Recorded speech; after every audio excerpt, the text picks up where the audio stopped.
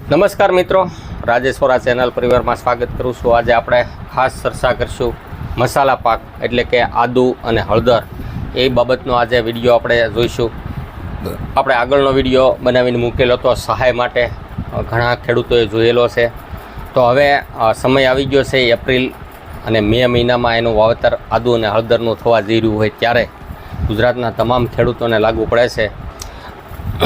હવે એની આપણે ચર્ચા કરીશું। તો આદુ અને હળદરના ખેડૂતો માટે આબોહવા, જમીન, સુધારેલી જાતો, રોપણીનો સમય, બિયારણનો દર, રોપણીનો અંતર,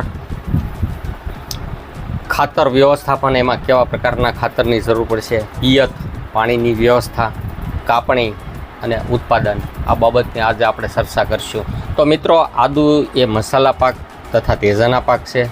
આદુ દાળ, શાક, સ્વાદ માટે બહુ ઉપયોગી છે, જ્યારે હળદર એ મસાલાનો અગત્યનો પાક છે। હળદરની ખેતી અને આદુની ખેતી દુનિયામાં ભારતમાં વધુ થાય છે, જેમાં હળદરની ખેતી ભારત અને ચીનમાં થાય છે। આબોહવાની વાત કરું તો આદુ અને હળદર બંને પાકોને ગરમ, ભેજવાળું વાતાવરણની અનુકૂળ આવે છે। બંને પાકો માટે લાંબુ ચોમાસું અને માપસરનો વરસાદ વધારે અનુકૂળ રહેલો છે। કાપણીના સમયે આદુ અને હળદર બંને પાકોમાં સૂકું હવામાન,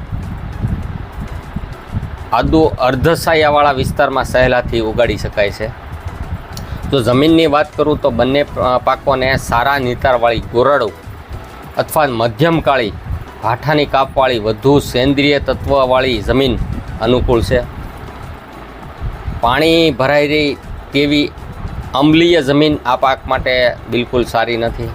જમીનની તૈયારીની જો વાત કરું તો જમીનને હળથી અથવા ટ્રેક્ટરથી, દાંતીથી 3 ખેડ કરી ઢેફા ભાંગી અને સમાર મારી સમતળ બનાવવી જરૂરી છે।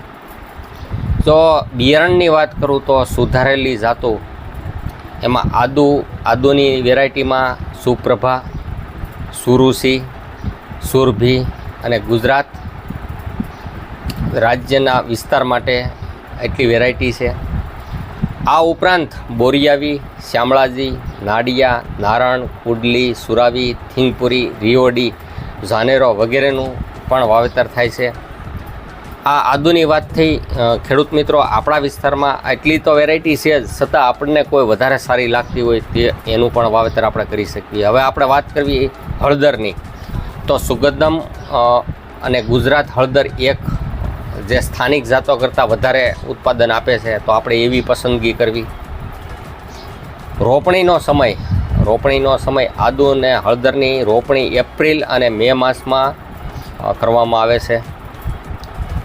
હવે આપણે બિયારણનો દર, તો આદુ 1 હેક્ટર દીઠ રોપણી માટે 1000 થી 1200 કિલોગ્રામ માતૃગાંઠોની જરૂરિયાત રહેલી છે, જ્યારે હળદર 1 હેક્ટર દીઠ 2500 થી 3000 કિલોગ્રામ અંગુલીકંદની જરૂરિયાત રહે છે। અંગુલીકંદ ઓછામાં ઓછા 30 થી 40 ગ્રામ વજન તથા 4 થી 5 સેન્ટીમીટર લંબાઈમાં રોગમુક્ત હોવા જોઈએ, બિલકુલ રોગમુક્ત હોવા જોઈએ। ગાંઠનું સ્ફુરણ શક્તિ ઝડપથી થાય માટે સાણને પાતળા રગડામાં બોળીને વાવેતર કરવું હિતાવહ રહેલું છે। હવે રોપણીનું અંતરની જો વાત કરું તો આદુ પાકની રોપણી 2 હાર વચ્ચે 30 સેન્ટીમીટર અને 2 છોડ વચ્ચે 15 સેન્ટીમીટરનું રાખવામાં આવે છે। હળદરની રોપણી યાદી ક્યારામાં 2 હાર વચ્ચે 30 સેન્ટીમીટરથી 2 છોડ વચ્ચે 15 સેન્ટીમીટર અંતર રાખવામાં આવે છે। ખાતરની જો વાત કરું તો આમાં જમીન તૈયાર કરતી વખતે હેક્ટર દીઠ 30 થી 35 મેટ્રિક ટન છાણિયું ખાતરની જરૂરિયાત રહેલી છે। જો સેન્દ્રિય તત્વવાળી જમીન સારી હોય તો આ રીતનું ખાતર વ્યવસ્થાપન ધી બેસ્ટ ગણવામાં આવે છે। ઘણા ખેડૂતો રાસાયણિક ખાતર ઉપર પણ નિર્ભર રહેવું પડતું હોય, તો તેવા ખેડૂતોને આદુના પાકમાં 25 કિલો નાઇટ્રોજન, 40 કિલો ફોસ્ફરસ અને 60 કિલો પોટાશ પાયાના ખાતર તરીકે હેક્ટર દીઠ આપવું જોઈએ. આદુનો પાક 2 માસનો થાય ત્યારે 25 કિલો નાઇટ્રોજન પાળા ચડાવતી વખતે પૂરતી ખાતર તરીકે આપવાનું રહે છે. જ્યારે હળદરની વાત કરું તમને તો હળદરના પાકને કુલ 60/60/60 એટલે કે નાઇટ્રોજન ફોસ્ફરસની જરૂરિયાત રહેલી છે. જે પૈકી 30 કિલોગ્રામ નાઇટ્રોજન, 60 કિલો ફોસ્ફરસ અને 60 કિલો પોટાશની પ્રતિ હેક્ટરે જરૂરિયાત રહેલી છે. વચ્ચે જો હું વાત કરી દઉં તો અત્યારે મહાધન 24-24-24 આવે જે છે, 24-24 જે આવે છે ગ્રેડ, એ ધી બેસ્ટ ખાતર ગણાય છે. અને એનું લિક્વિડ ફોર્મ્યુલેશનમાં દાણો હોવાથી એનો લાંબો ટાઈમ સુધી ખાતરની પૂર્તિ થતી રહી છે. એટલે એ ખાતર પણ બેસ્ટ ગણાય છે. હવે પિયતની જો વાત કરું તો પ્રથમ પિયતની રોપણી બાદ તુરત જ આપવાનું હોય છે. બીજું પિયત 3 થી 4 દિવસ, ત્યારબાદ દરેક પિયત 8 થી 10 દિવસે આપવાના રહે છે. કાપણીની વાત આવે, બંને પરિપક્વ થાય ત્યારે પાન પીળા પડી જાય, છોડ ઢળવા લાગે. પાક ખાસ કરીને જાન્યુઆરી માસમાં કાઢવા લાયક બને છે.